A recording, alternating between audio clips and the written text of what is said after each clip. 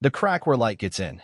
The sky was an overcast navy when Kendra Thomas pulled her silver Honda Accord into pump number 6 at the dimly lit gas station just off Highway 83.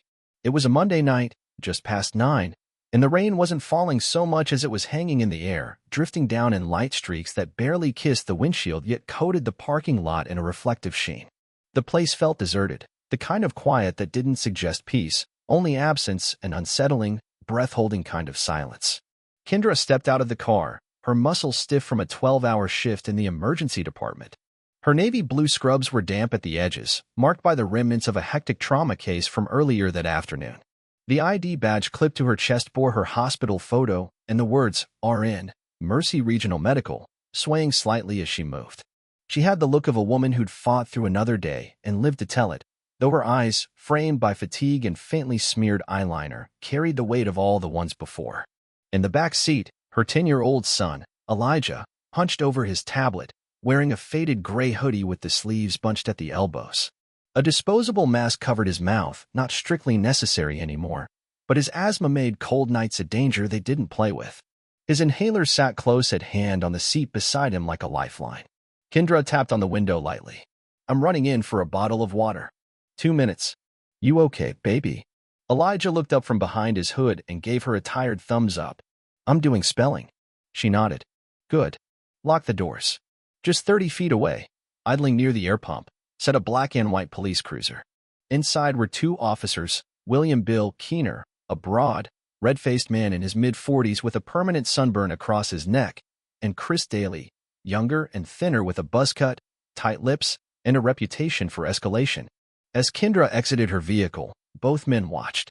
Scrubs, Honda Accord, custom rims, Daly muttered. You think she paid for that ride? Keener chuckled darkly. Let's go find out. They moved slowly, not rushing, not even brisk. They moved like men who had authority and weren't in a hurry to prove it. Kendra noticed them immediately. She stood a little straighter, hands still gripping the gas pump. Evening, she said, her voice calm but guarded. You own this vehicle, ma'am? Keener asked, scanning everything but her face, her hands, her hips, the hospital badge on her chest, her shoes. Yes, sir. Bought it last month. Registration's current. She pulled out her license and papers. Daly circled behind her car, inspecting the plates with unnecessary scrutiny. We got a report on a vehicle matching this description, he lied. Just doing our job. She handed over the documents without hesitation. Here's everything you need. Keener didn't even look at them. Instead, he fixed his eyes on her face. You work over at Mercy Regional? Yes. I'm a nurse. Night shift. He tilted his head. Funny. You don't look like someone who drives a car like this. Kendra said nothing. She'd heard it before. That tone. That implication. Her silence was a shield. Inside the vehicle, Elijah looked up. He'd been watching his mother's body language change. Her shoulders had gone rigid. Her voice had cooled. His instincts kicked in quiet and fast. He pulled out his phone from his backpack, typed a message to one contact, Uncle Darren. Then he opened the voice memo app, hit record, and slipped the phone under his jacket. Outside, Keener took a step forward, close enough that she could smell the stale coffee and tobacco on his breath. You got anything in that car we should know about? He asked. My son, she replied flatly. That's who's in the car. 10 years old. Doing homework. Daly peered through the window. That him in the back? He looks older than 10. He's 10, she repeated. And I'd appreciate it if you didn't scare him. She spotted the taped paper sign on the gas station door. Security cameras temporarily out of service, under maintenance. Her heart dropped. They saw it too. Keener's smile turned into something colder. Well, guess it's just us here tonight. In the back seat, Elijah barely breathed. The red light under his hoodie blinked steadily. Kendra didn't flinch. I'd like my ID back now, she said. Keener stared at her, letting the papers flutter from his hand. They hit her chest and fell to the wet pavement. You getting smart with me, nurse lady? I'm talking to you like a citizen, she replied, kneeling to retrieve them. You pulled me over without cause. You've got my ID. I've complied. Daly moved closer. Maybe she's hiding something. She keeps looking at that car. I'm looking at my son. He's scared. You're scaring him. What kind of mom brings a kid out this late? Keener taunted. You sure he's even yours? Kendra's breath hitched. Don't talk about my son. Inside, Elijah's breathing was changing.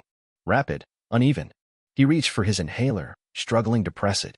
You want to play games? Daly said, circling back. Go ahead. Call someone. Hell, call the goddamn president. Kendra pulled out her phone. Her hands trembled, not from fear, from fury. She scrolled to her brother's name.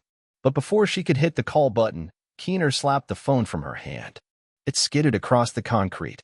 You don't make calls while we're talking to you. That's my property, she shouted. And then everything happened fast. Keener shoved her hard into the side of the car. Daly grabbed her wrist, twisting it back. Stop resisting. My son is watching. That little brat? Daly scoffed. He's faking. Ain't nothing wrong with him. Inside the car, Elijah's lips were turning gray. He brought the inhaler to his mouth, but his fingers wouldn't cooperate. Mom, he wheezed. I can't. He's having an asthma attack. Kendra screamed. Shut the hell up. Keener bellowed and yanked open the door, slapping the inhaler from Elijah's grip. No kid fakes a damn episode just to get his mom off the hook. Elijah doubled over, gasping.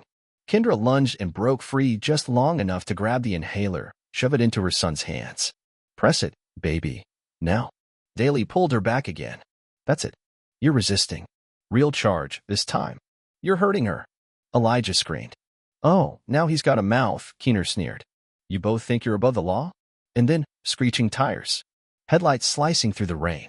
A black SUV slammed to a halt yards away. A tall black man stepped out. Tailored charcoal suit. Clean shave. Eyes sharp as glass. He raised a leather badge case. Darren Thomas, he said. Mayor of Riverbend. He pointed. Take your hands off my sister. Now. The officers froze. The silence was sudden and suffocating. She was resisting, Keener muttered. No. She was surviving, Darren said. You were violating damn near every line in the book. Backup arrived. 2 units from Central Precinct. Officers disarmed Keener and Daly on the spot. This is bulls. Keener snapped. Keep talking, Darren said. You'll catch federal charges before sunset. Paramedics wheeled in. Elijah was rushed into the ambulance, Kendra beside him. Her brother climbed in too. You're safe now, he whispered. By morning, the footage audio from Elijah's phone, synced with gas station video, had gone viral. The mayor stood before the press. This city does not protect abusers in uniform. Not anymore. Keener and Daly were charged with excessive force, assault, and child endangerment. Weeks later, a courtroom full of neighbors, teachers, nurses, and janitors watched as the video played again. No theatrics. Just truth. Just pain. Elijah never spoke. But his voice echoed in the courtroom through the recording, every breath, every plea, every insult. The verdict came quick. Guilty. On all counts. The judge's voice didn't tremble. You are stripped of all credentials. You are unfit to wear the badge. Outside, the streets didn't erupt in cheers. They stood in silence, bearing witness. Kendra and Elijah emerged quietly. Someone reached out and whispered, "Thank you for not staying silent." Kendra turned to her son. He's the one who didn't. Mayor Darren placed a bent badge in Elijah's hand, preserved in glass. I left the force years ago. You reminded me why. 3 weeks later, the Elijah Thomas Act passed citywide. Mandatory body cams at all stops, criminal charges for disabling them. Elijah went back to school. He was quieter, taller. When asked what happened, he just said, "It was loud." He doesn't want to be a cop. He wants to be a doctor. But he'll always remember. Kendra returned to nursing. One night, a patient took her hand and said, "You made it easier for the next nurse who looks like you." She smiled, just a little. Because sometimes justice doesn't look like peace. Sometimes, it looks like a crack. And through that crack comes light.